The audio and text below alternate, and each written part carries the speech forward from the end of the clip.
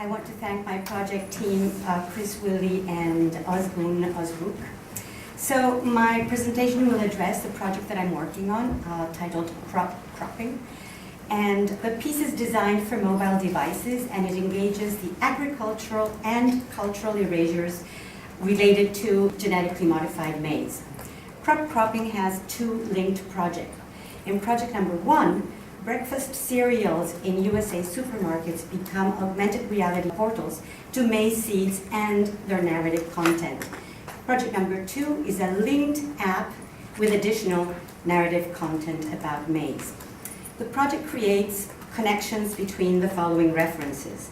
First, breakfast cereals containing GM corn in the U.S. and domesticated seed varieties in Mexico. Second, current Mexico-USA debates about genetically modified maize and Men of Maize, a 1930s Latin American novel.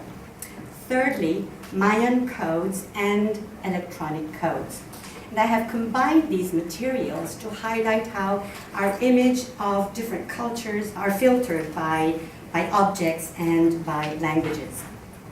So first, I want to talk about the project number 1, Cropping the Augmented Reality Intervention.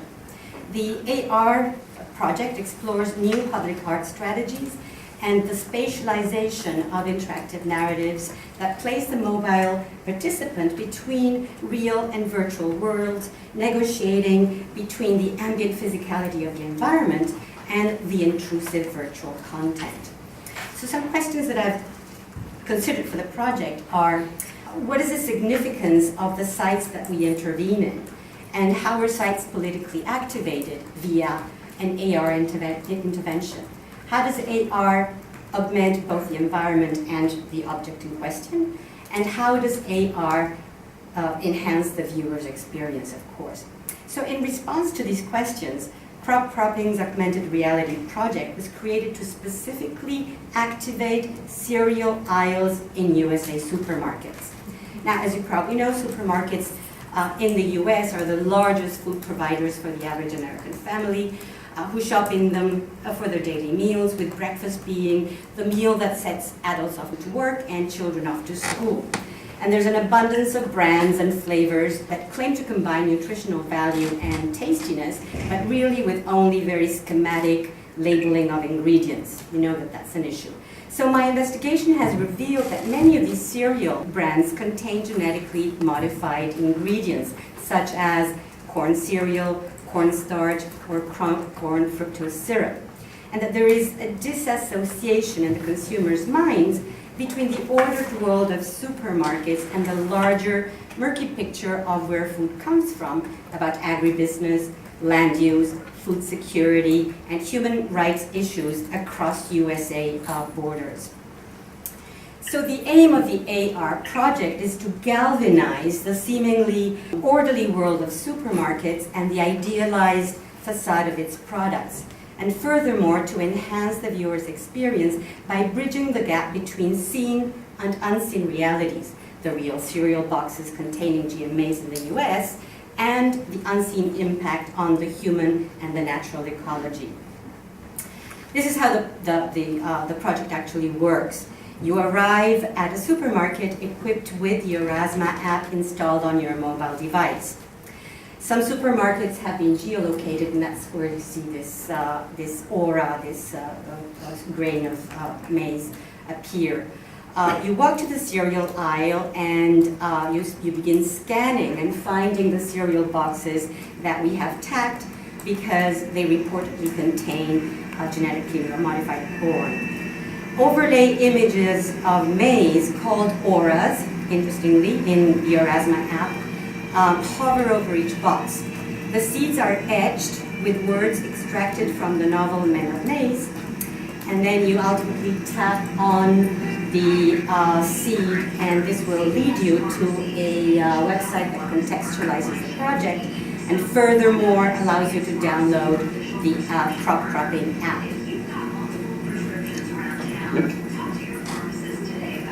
That's the website that I'm talking about. I'm going to cut that video short. 7 different auras, the seeds, these are screenshots taken directly from the Orasma AR app. And 7 different auras are scheduled to emerge as an image overlay on a different box every day of the week on a rotating basis, and this is basically the schedule that I've designed. These virtual seed overlays are always potentially there, waiting to be called upon by the Orasma app so that they can emerge as auras. And interestingly, in parapsychology, it is claimed that auras can embed themselves in our space and that they may influence the vibratory state of their hosts, a characteristic of auras that of course further encouraged me to use the domesticated seeds as augmented reality auras over cereal boxes on GM corn. So I'll now discuss project number 2, the cropping app for mobile devices. And this interactive app, as I said earlier, is accessible by tapping one of the seed auras. The piece has a pictographic interface inspired by Maya glyphs, and furthermore references the novel Men of Maize, written by Miguel Ángel Asturias. He was Nobel Prize winner of Latin American literature. The novel is considered today as a great conservationist document. I became fascinated by the novel's relevance in the present, because what Asturias describes as a phenomenon occurring in Guatemala in the 30s is transferable and applicable to what's happening in Mexico today, namely the exploitation of indigenous populations, of maize, of the land by national and international corporations. And the menace, of course, is the potential erasure of domesticated maize seeds and also of ecosystems, but in addition to indigenous Mesoamerican cultures and their agricultural knowledge. Miguel Ángel Asturias, the novelist, his biography was in itself fascinating to me. I learned that he had studied ethnography in Paris in his youth, and that he was involved in translating the famous Mayan Bible called the Popol Vuh, or Book of Council, considered to be the Maya Book of Origin. And Asturias was deeply influenced by the Popol Vuh, the structure of it and the mythology of it, when he wrote Men of Maize. Now, taking into account that I was a translator myself in my youth, artist/translator, I picked up on the complexities involved in the translation of culture through language, and this accounts for my fascination with a 3-step process of translation, from the Popol Vuh's Mayan hieroglyphs to the Western syllabic system, and then to the Spanish system, a process of translation that actually began in the 16th century. Now, the juxtaposition of one system over the other has resulted, as you know, probably guess, in many decipherment errors. And this is something that I would like to call as glitches, the errors. And the process of decipherment and revision is something that continues to the present day. So my interest in language form and context, and in processes of translation that convey and assign meaning, led me to delve deeper into Mayan hieroglyphs. And it led me also to my decision to adopt certain logograms as icons for the project cropping. Logograms are visual symbols that represent whole words or concepts. And my selection of logograms for the project relate to the subject of maize, for example, maize god, maize kernel, earth, to demolish, to scatter, to harvest. I created juxtapositions between the logograms and appropriated texts, both from Men of Maize and from current media clippings, text about, of course, maize and their discourse. It is important to note that these texts went through a process of digital glitching, that is to say, the injection of noise, producing an error in a digital system, breaking context. Now, for the glitches to happen, I took the GMA seed photographs, digital photographs that I had taken, and opened them not in an image editor, but in a text editor.